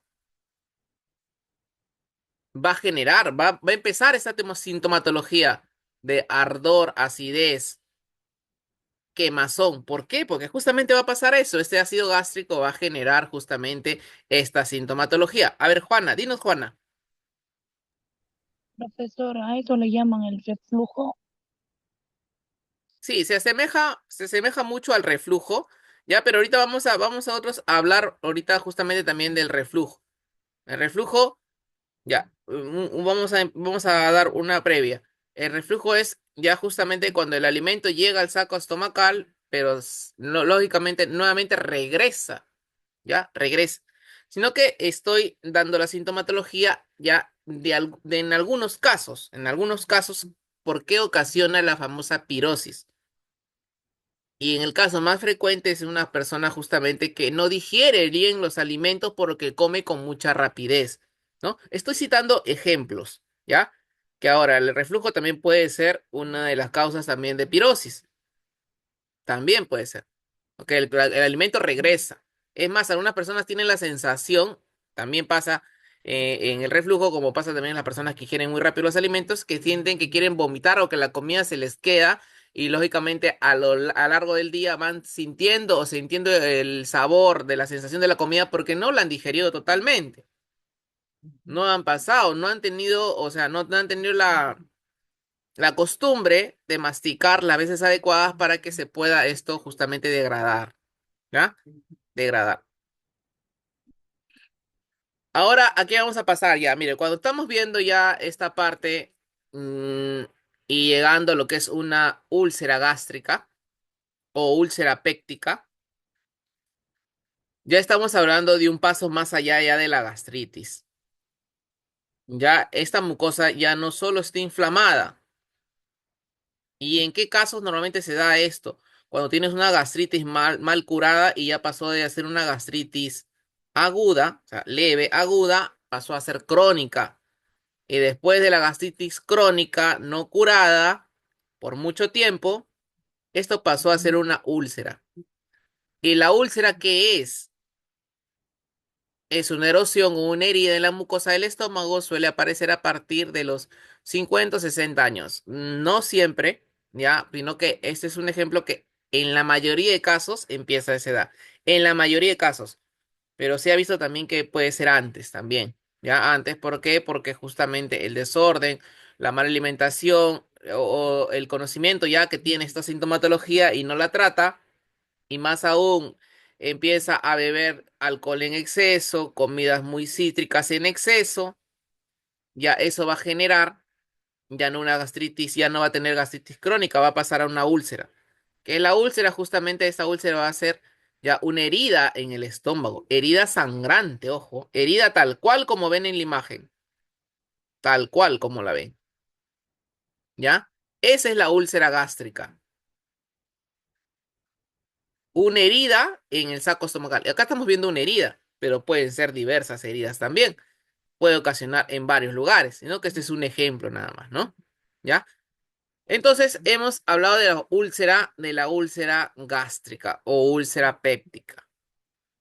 Ahora vamos a empezar a hablar de una de las enfermedades más comunes que hay, más comunes que existen, que es los famosos cálculos biliares.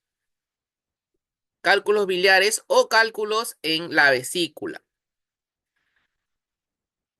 A ver, hay un porcentaje muy amplio de personas, ¿ya?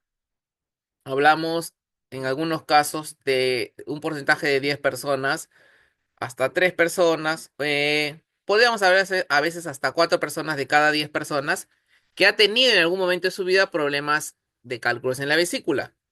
Ya, si hablamos de personas que se han operado y se han retirado la vesícula, tal vez disminuye un poco este porcentaje, pero de que hayan tenido la sintomatología, sí hay ese porcentaje. De cada 10 personas, 3 o 4 personas han tenido esta sintomatología, que es justamente dolor intenso, sensación de vómitos, sensación de gases, porque esto también viene asociado a generar gases. ¿Y qué es esto? Es la acumulación de pequeñas piedras en la vesícula biliar. ¿Y cuáles ustedes creen que son las causas, así como hemos hablado de la causa de la úlcera, cuáles son las causas para generar o para que se genere estos cálculos biliares? A ver, levanten la mano, ya, primero levanten la mano. ¿Cuáles son las causas, creen ustedes, alumnos?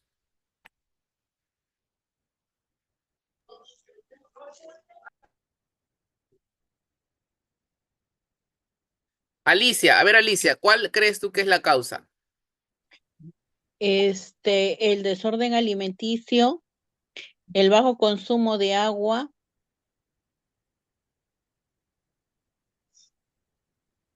Muy bien, muy bien. A ver, ¿alguien más antes de yo indicarles qué ocasiona esto? Ana Encarnación, a ver. Profesor, también ocasiona más que nada porque cuando a veces se consume grasas y a la vez se consumen bebidas frías y hace que la grasa se convierte pues en esos cálculos que se hacen como una piedra, ¿no? Entonces mantienen una dureza de poco a poco avanzando los días que van pasando, ¿no? Y incrementa el tamaño, el grosor, entonces hace que ya se forma como un cálculo. Muy bien, listo, Ana, muchas gracias. Alicia, muchas gracias también por tu participación. Sí, exacto. Se ha hecho estudios, a veces siempre, que se va a retirar una vesícula Ya el médico normalmente siempre abre la vesícula, ve las piedras y esto lo manda a examinar, ¿no? Lo manda a patología para ver también, aparte de qué están compuestos, para ver si hay otra patologías también que está generando, ¿no? O que puede ocasionar. ¿De qué normalmente están compuestos estos cristales, por decirlo así, ya? O piedras vesiculares. Normalmente de grasa, ¿sí? De grasa y de sales, ¿ya? De sales. Por eso se asocia mucho el consumo de grasa y de sales, el consumo excesivo de estos, a la formación de cálculos, ¿ya? Digo se asocia porque puede haber otras causas, pero las más resaltantes, las más comunes, es este consumo excesivo de estos, de grasas, de sales. Eso genera estas piedras vesiculares, ¿ya? Genera estas piedras vesiculares. Hay que tener mucho cuidado justamente con la alimentación. Ahora, este es un tema de que si no hay un tratamiento, las piedras son muy grandes, es un tratamiento o un tema de cuidado, porque el tratamiento sintomatológico para el dolor va a ser simplemente analgésicos hasta el momento de realizar la cirugía, porque esto lo tienen que operar, lo tienen que retirar. He visto tratamientos de formas naturales, ¿ya? Que de bien viendo el caso, ¿qué es lo que hacen primero? Justamente le mandan una ecografía, ¿no? ¿Para qué? Para ver el tamaño, la longitud de las piedras. Y a veces cuando son muy pequeñas también es muy peligroso. Porque ¿cuál es lo más peligroso que pasa en estos casos, alumnos? Que estas piedras, miren aquí, miren la imagen, ¿ah? Todos están atentos, ¿no? Miren la imagen. Estas piedras pasen por este conducto. Pasen por este conducto, sale la piedra de la vesícula y se aloja en el colédoco. En el colédoco, que es una parte del intestino. Bien, lo perfora, que sería lo peor, lo perfora, le hace hueco, ¿ya? O bien puede pasar y ocasionar un sangrado también en el intestino, ¿ya? Pero ¿qué pasa en la mayoría de casos? Que van saliendo las piedras, se van quedando en el tracto y el paciente va generando una pancreatitis, va generando un sangrado intestinal, va generando diversas enfermedades, diversas sintomatologías, ¿ya? ¿Qué pasa? El paciente normalmente tiene demasiado dolor, demasiado. Si ya, si ya con las piedras en la vesícula sin haber salido ya ocasiona dolor, más aún cuando empiezas a consumir grasas, consumir colorantes en exceso, sales en exceso, bebidas frías, como nos dijo la compañera, bebidas frías también, ¿ya? Entonces y los cólicos vesiculares son lo peor que puede existir, lo peor, horribles, son muy dolorosos, ¿ya? Entonces hay que tener mucho cuidado. Ahora, es según el tratamiento que te va a dar el médico, ¿ya? El médico, normalmente los médicos lo que van a indicar casi siempre va a ser que haga una cirugía, cortar y retirar la vesícula. En algunos casos, dependiendo el tamaño, hay otros médicos que pueden mandarte medicamentos naturales también, que son aceptables también, también hacen efecto, pero es dependiendo del profesional que vaya a ver el caso, ¿ya? Que vaya a ver el caso. Ana, a ver, Ana, dinos tu consulta. Profesor, mira, a esto quiero acotar cuando, por decir ya, siempre como usted decía, de acuerdo a la dimensión de los cálculos, es donde ellos ya proceden a recomendarte los medicamentos, viendo el estado, viendo el tamaño y viendo que quizás no haya salido los cálculos hacia las páncreas, porque de lo contrario ya se procede a una cirugía. Eso es lo que quizás muchas veces contrae cólicos consecutivos, es porque ya no, las piedras ya están de una dimensión muy grande. Un día que Claro, se... muy bien, muy bien. Sí, exacto. Eso suele pasar normalmente, ¿no? Cuando las piedras son muy grandes. Pero también cuando las piedras son pequeñas y tienden a migrar, a salir a otras zonas, ¿ya? Y el dolor es muy fuerte, ¿qué es lo que pasa? ¿Cómo se trata esto? ¿Ya? Ahorita le voy a dar pase a las alumnas para que participen, ¿ya? Pero les voy a indicar más o menos qué pasa cuando no es tratada estas piedras en la vesícula y tienden a migrar, a salir. Lo que se hace primero antes de retirar o de sacar la vesícula, se va a hacer un procedimiento llamado CEPRE. Que este procedimiento llamado CEPRE va a ser primero una limpieza, ya, de tratar de retirar todas las piedras que se encuentran en el intestino para que pues, recién luego, posterior a eso, puedan recién hacer ya el tratamiento o retirar la vesícula. Eso es lo que es. A ver, vamos a ver, Alicia, a ver, dinos, Alicia. Le doy una experiencia, profesor. Bueno, a mí sí me han operado de la vesícula, a mí me la sacaron y ha sido más o menos hace 22 años que me la sacaron y encontraron muchos cristales de diferentes tamaños, pero no tan grandes.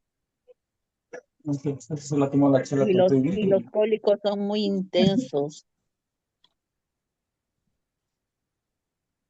Ok, Alicia, gracias por tu participación. Sí, claro, los cólicos son muy antes de la operación, ya, inclusive hasta después de la operación, claro que ya no son con la misma intensidad, todavía queda un poco de dolores a veces. Hasta pasados los 6 meses, ya luego ya el dolor ya se va totalmente. Ya, sí, el dolor es muy fuerte, ya, es muy fuerte. Pero, ¿qué pasa?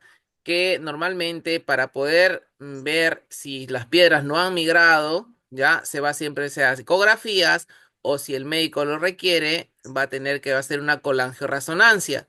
¿Qué quiere decir? Va a haber como una tomografía, pero que se directamente va a ser a esta parte del sistema digestivo para que pueda ver si han salido las piedras. ¿Ya? Esa es la famosa colangiorresonancia. ¿Ya? Para ver en qué parte se han migrado las piedras. Entonces, eso normalmente se hace antes de hacer la cirugía, antes de retirar la vesícula. Y si ven que han salido, han migrado, ya se hace la famosa CEPRE, ¿no? Que la CEPRE es justamente el retiro de las piedras, ¿ya? A ver, ¿alguien más quiere adicionar algo, alguna experiencia o preguntar algo, alumnos? Doctor, una consulta. Hola, Américo, ¿cómo Este, estás? Buenas noches. Dime, Américo. muy bien, doctor. Una consulta, doctor. Doctor, yo creo que la mayoría padecen de esta enfermedad, pero yo creo que acá no prevenimos en cuanto a nuestra alimentación, que es 3 veces al día. La mayoría comen papas fritas, pollo, salchipapas, las carnes rojas también. Entonces, pero se comen más que nada en la calle, no comen en la casa la persona hoy en día. Entonces, yo creo que uno de los problemas es eso, ¿no? Entonces, yo veo en el hospital muchos pacientes que vienen, yo creo que por la mala alimentación. Muy bien, Américo, sí, exacto. Tienes mucha razón, Américo. Y no solo el caso, y justamente quiero acotar esto a lo que ha dicho Américo, no solo el caso de adultos, ¿ah? Hay niños que sí ya están sufriendo de problemas en la vesícula y que se están operando de problemas en la vesícula. ¿Por qué? Por el consumo excesivo justamente de los productos que contienen demasiadas grasas, demasiadas sales, y esto ha ocasionado estas piedras en la vesícula. O adolescentes, ¿no? Adolescentes que durante toda su niñez consumieron demasiadas grasas, demasiadas sales y ya han creado esto. Y esto ocasiona, alumnos, hay que tener bien en claro esto, ¿ya? ¿Qué pasa cuando no se opera esta vesícula y el dolor lo tienes por tiempo, por tiempo, por tiempo? Esto se asocia mucho a ocasionar problemas ya de pancreatitis y problemas también de diabetes, ¿ya? Justamente quería acotar eso, alumnos, ¿ya? Hay que tener bastante cuidado con eso. Alicia, a ver, Alicia, dinos.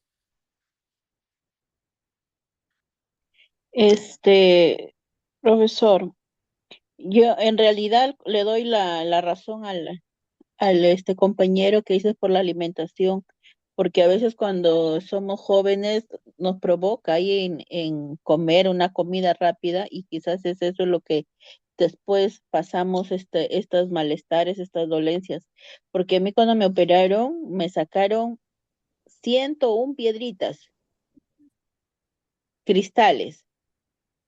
¿Cuántas El dices, doc- Alina? Alicia, cien, ¿cuántas? 101. Ah, estaba lleno tu vesícula de piedras. Sí, y el dolor era totalmente intenso, Claro. y no me pasaba. Me acuerdo que en ese tiempo estaba el espamocadulase, Ujú. pero aliviaba un poquito y un momento y de nuevo continuaba. Sí, claro, me imagino que sí. Mira, imagínense. Imagínense, esa vesícula ha estado para reventar ya, para reventar de piedras ya. Bueno, sí, en realidad Ujú. eso pasa. Hay que tener mucho, mucho cuidado. A ver, Alina, dinos Alina, a ver. Profesor, esto también en los cálculos biliares también implica, o sea, va asociado también al tema del hígado graso. Sí, también, claro. La mayoría de pacientes que tienen vesícula, no todos, la mayoría de ellos siempre tienen un hígado graso también. ¿Por qué? Porque esto le pasa a las personas normalmente que consumen muchas grasas, muchas grasas. Su consumo es excesivo en grasas y no tienen una buena alimentación que es rica en frutas, en ensaladas. Es la realidad, es lo que pasa, alumnos, ¿ya? Y justamente por eso le decía, si no es tratado a tiempo, las complicaciones que puede traer no tratarse una vesícula a tiempo y tenerlo por años prolongada, una de las causas puede ser una pancreatitis, un hígado graso o también la diabetes. Sí ocasiona diabetes esto, ¿ya? A ver, ahora Juana, a ver, dinos Juana. Profesor, también lo que pasa con la vesícula es que, por decir, si las piedras no son, hay de diferentes tamaños, no son más pequeñas, también corre más riesgo porque la realidad es que los cólicos biliares te producen náuseas y al momento de quizás de hacer el vómito, pueden salir a lo que es a las páncreas, las piedritas y trae más complicaciones. Claro, muy bien Juana, sí, justamente eso es lo que le indicaba, ¿no? Exacto. La mayoría de personas no sabemos si en un momento que, bueno, tengo un dolor de vesícula, pero no sé si las piedras solo están en mi vesícula o ya pasaron a mis intestinos o se encuentran en el conducto. Esta vesícula tiene un conducto que se va al páncreas y otro conducto que se va al intestino delgado. ¿Por qué ocasiona pancreatitis? Porque esta piedra ha migrado al conducto pancreático, ¿y qué pasa? Ha impedido el flujo normal del líquido pancreático. Y al acumularse este líquido pancreático que genera una pancreatitis, una inflamación.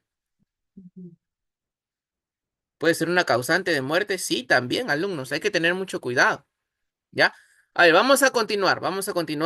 Ya saben más o menos que el tratamiento aquí para el dolor analgésicos, he justamente hablado cuando estábamos hablando de analgésicos, específicamente hablamos de metamizol.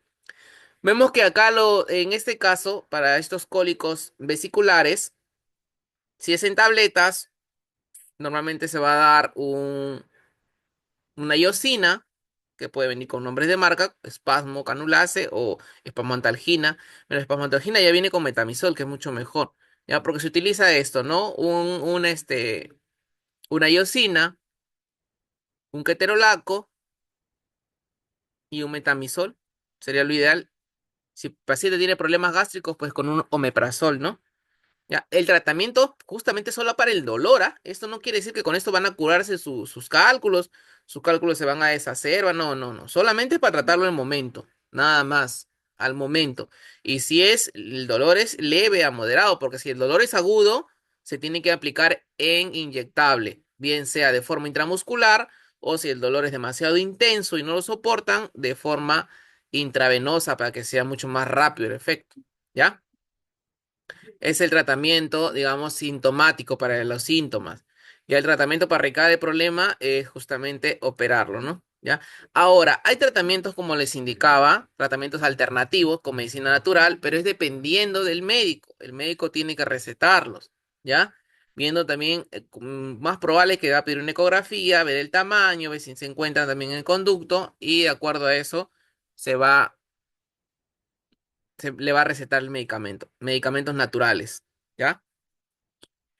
Normalmente está en esto, vienen en tabletas la famosa cola de caballo, ya, dentro de otros fármacos de medicina natural que son también muy buenos, pero simplemente hay que saber cómo usarlos. Ya, hay médicos que solo tratan con medicina natural y que también es, sí, es muy buena y lógicamente también es aceptable. ¿Por qué? Vamos a hablar un poco de esto. ¿Por qué? Porque los medicamentos farmacológicos han sido en un momento, han sido iniciados o su elaboración ha sido de forma siempre natural, ya que luego con el tiempo se hayan sintetizado o fabricado ya sintéticamente, bueno, ese es después ya, ¿no? Pero todos los medicamentos inicialmente han salido de una fuente natural. ¿Cómo estudio un medicamento? ¿Cómo yo puedo sacar un medicamento de una planta? Puede ser un estudio de esta planta, a ver si tiene sus flavonoides, si tiene sus terpenos. Entonces, de acuerdo a eso, qué cantidad tiene, pues ahí se va a ver las acciones. Se extraen los principios activos.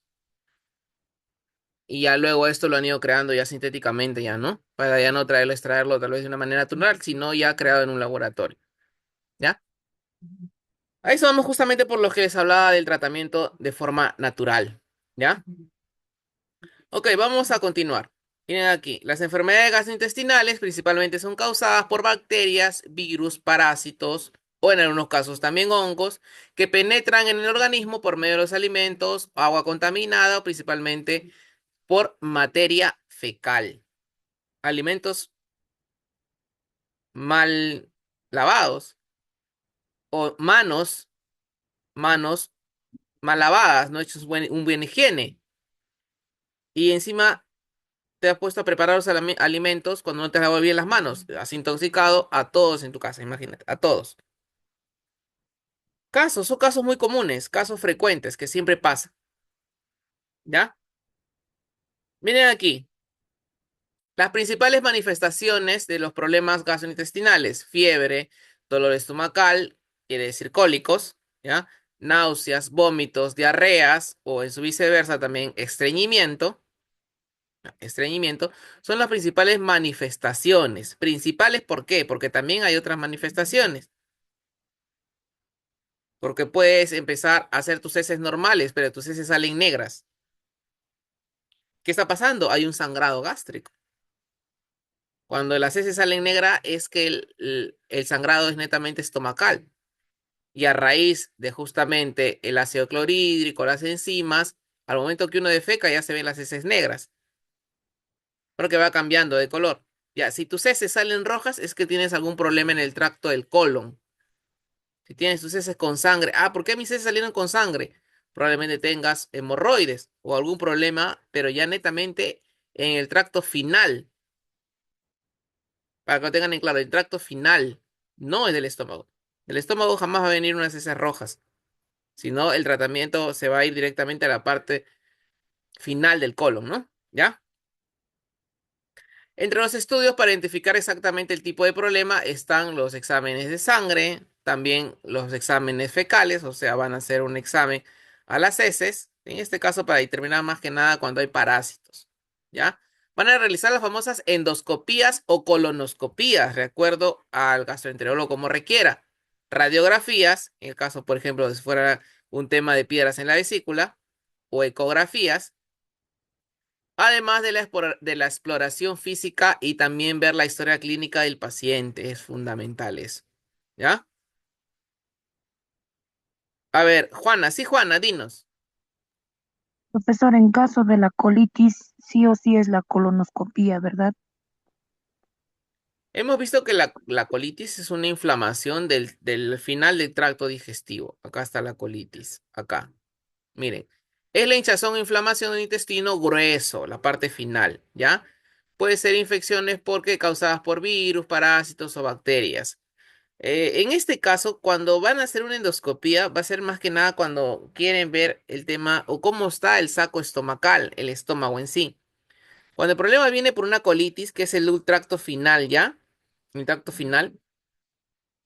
Esto lo van a determinar tal vez con un análisis de heces, ¿ya? Un análisis de heces, viendo en realidad Se va a ver, ¿no? Si hay un sangrado o si hay algún tipo de parásito o bacteria, ya se va a ver esto justamente en un análisis de heces. O sea, lo que quiero determinar, que en una colitis se va a ver con su historia clínica, con la sintomatología del paciente, con la sintomatología en sí y con un análisis de heces, es lo que cómo lo van a diagnosticar. Cuando hacen una endoscopía o colonoscopía es para ver más que nada la parte del intestino, la parte inicial del intestino delgado y el saco estomacal, para ver, en todo caso, si hay algún tipo de inflamación, herida, o si al momento que extraen la muestra o se hacen la endoscopía, si es que está el famoso Helicobacter pylori, no se ha salido positivo al Helicobacter pylori ya activo, ¿ya? Ya, listo, vamos a continuar. Ya estábamos viendo justamente cómo se identifica, cuáles son los análisis, ¿ya? Miren, todas las enfermedades que antes mencionadas, estas de aquí, ¿ya? De problema, si es un problema viral o bacteriano, ¿ya? Se pueden prevenir ¿cómo? ¿Cómo se pueden prevenir? Justamente haciendo una buena higiene de manos y una buena higiene de alimentos antes de consumirlos, ¿ya? Antes de consumirlos. Miren aquí. Ya, ¿cuáles son, digamos, cómo debemos o cómo podemos evitar esto? Evitar comer en la calle, en lugares que no conocemos, en lugares que sean poco salubres, ¿ya? Que tengan poca higiene, ¿ya? Así, o sea, no comer en esos lugares nos puede evitar esto. Haciendo un lavado correcto de las manos, lavado bien de los alimentos, ¿ya? Miren aquí, hervir agua y dejarla reposar durante media hora y tomar agua embotellada también, ¿ya? No tomar agua directamente del caño. Ya, consumir las frutas, los alimentos muy bien lavados. Ya, comer 3 veces al día, a las horas adecuadas. También comer 3 veces al día. Lógicamente, al comer hablo de ingerir alimentos. Uno tiene que, como dicen, ¿no? Desayunar como rey. ¿Ya? ¿Cómo es? ¿Cómo es el dicho? A ver, ¿lo saben? Inicias, desayunas como rey. Almuerzas. Como príncipe y cenas como mendigo. Exacto, muy bien, Alina. Así es. Porque en la noche ya no necesita alimentarse mucho, ¿no? Porque en la noche supuestamente vas a descansar, ¿no? Ya no vas a tener una actividad física. Entonces se cena poco. ¿Para qué? Para que justamente tu estómago no siga trabajando. Pues no sé si a usted le ha pasado, pero cuando comes mucho en la noche, no pueden dormir. Aunque he visto personas y la verdad me han comentado personas que comen un montón en la noche y pueden dormir tranquilos. No sé cómo, la verdad. Pero la mayoría de personas no pasa esto. Comes mucho y tu sistema digestivo sigue trabajando y no puedes conciliar el sueño normal. No puedes hacerlo. ¿Ya? Y justamente es una de las causas que también hacen justamente aumentar masa corporal. Cuando consumes muchas comidas en la noche y justamente no hay cómo gastar esta energía o cómo quemar estas grasas. Entonces, lo ideal es justamente lo que indicó la compañera, ¿no? Ok, vamos a continuar. Miren aquí, ahora vamos a ver la famosa apendicitis. ¿Qué es la apendicitis, alumnos? Ya cuando hablamos de itis hablamos de una inflamación, ¿no? De una inflamación. Pero cuando hablamos de apendicitis, ya estamos hablando de este órgano llamado, o esta pequeña fracción del intestino, porción del intestino grueso, en la parte media, casi final, el intestino grueso, llamada apéndice.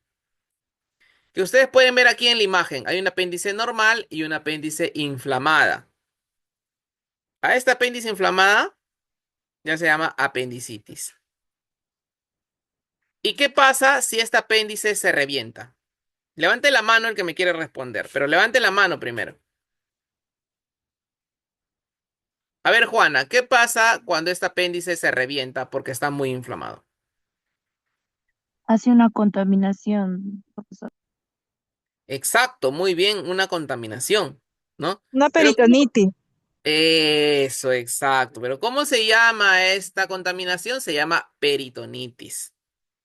Ahora, hay pacientes que ya llegan al hospital con la peritonitis.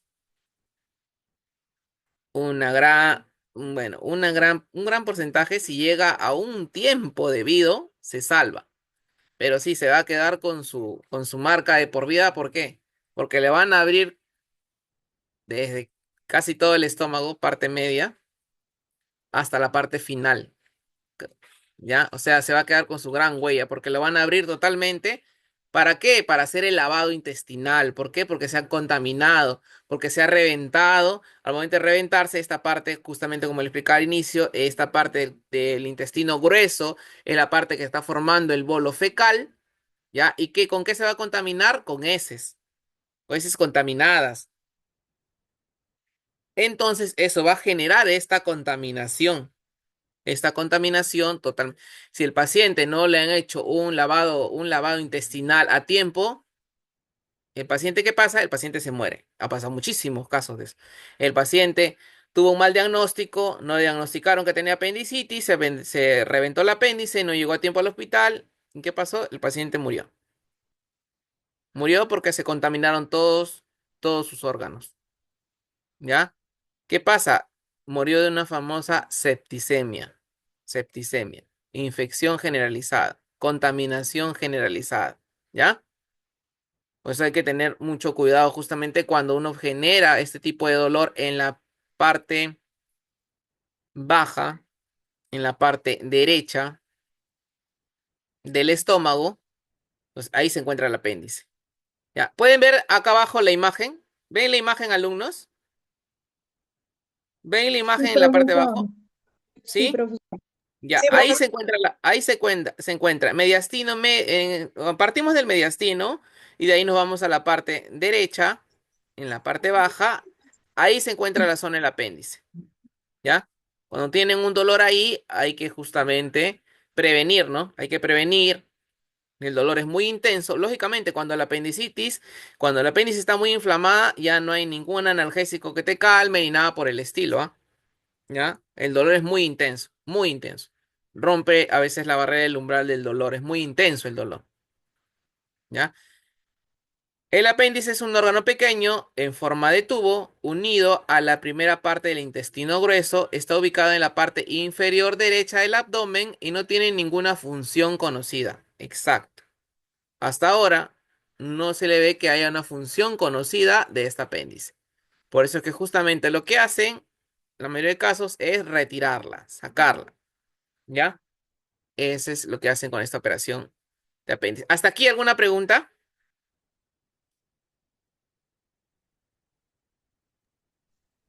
Profesor, una pregunta. ¿Por qué se produce un apendicitis? Es que varios factores que influyen. La alimentación, la alimentación es uno de ellos aquí. Puede ser también por otras causas, por otros problemas que haya tenido el paciente, tal vez algún problema gástrico también, pero la alimentación sí es básica aquí. ¿Por qué? Porque esto, si ustedes se dan cuenta o si ustedes han visto esto, hasta niños de 1 año le puede dar una apendicitis. ¿Y por qué? Justamente también puede ser un problema también hereditario o puede ser un problema de alimentación. Muy pronto los niños empezaron a consumir grasas, a consumir colorantes, a consumir dulces o a tener un problema también de no tener un buen peristaltismo intestinal y esto genera sí una apendicitis. Genera así una apendicitis. ¿Por qué? Porque el niño justamente no está consumiendo los líquidos adecuados. Se asocia mucho a eso, ¿ya? O sea, una de las causas es una mala alimentación, que el niño esté frecuentemente estreñiéndose, ¿ya? Que el niño no consuma líquidos y que tenga un alto contenido de grasas y de colorantes. ¿Ya, alumnos? Alumnos, listo. Les voy a tener que dejar. Hasta aquí queda la clase de hoy. Vamos a continuar la próxima clase. Tengo una reunión en este momento. No voy a poder continuar como otras veces hasta más tarde, alumnos. Ya tengo una reunión.